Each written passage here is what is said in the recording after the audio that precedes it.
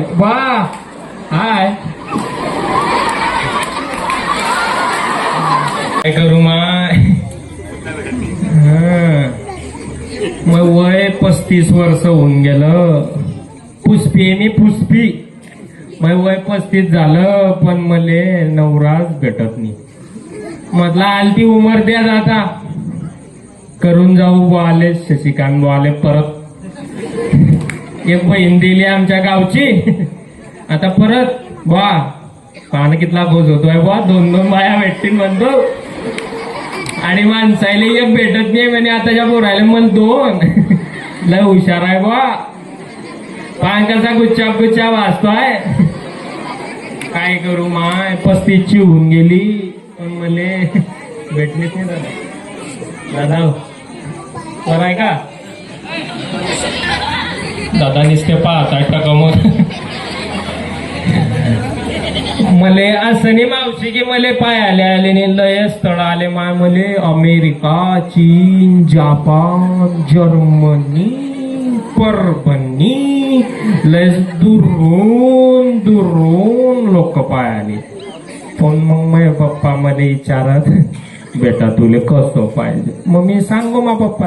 पप्पा मले की पोऱ्या एकुलता एक पाहिजे त्याच्या घरी गैरी प्रॉपर्टी पाहिजे त्याचा मुंबई पुण्याला फ्लॅट बी पाहिजे त्याच्या घरी कमीत कमी 20-25 एकर शेती पाहिजे त्याच्या घरचे सगळे मरेल पाहिजे मले ना सासू बिना पाहिजे मले सासरा बिना पाहिजे म्हणजे कसं आंगे न मांगे दोन्ही हात संगे नवरा न बायको कोणाचं ना ऐको असं होतं माय मग काय करा भेटलाच नाही असा मग मा विचार झालाय आता की दुर्गेश महाजनले पयाळूनच घेऊन जाते मी मग दुर्गेश महाजनले पयाळलं मग ते मै बहीण दुसरी अरे मारेन का बा वाघबा अरे मारे वाघबा जाईन ना भो तू का होतं राजकीय मला मग नाव घेतो बाबाने इथला तर रस्ते पण मी कसं म्हणलं करू मायाडीतलं पण मग काय आता कोणी ना कोणी तर पाहना पण पाहतो वा कसा आलाय माय व पण यानवरच गालबी काजवतोय मला पाहायला बा हाय मला पप्पी दिली मले कसे बन्यांवर पाहताय दात करू जमीन का आपलं मग बहीण अरे मारी घरी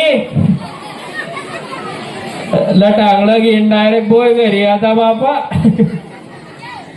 काय करू माय म्हटलं जांभलू तिकून आधी मी सारोयाकडून म्हटलं पाहू एखादी भेटला तर पण कोणी भेटला नाही म्हटलं आता उमरद्यातच करून जाऊ तिच्या रस्त्यात येता जोडूबाबे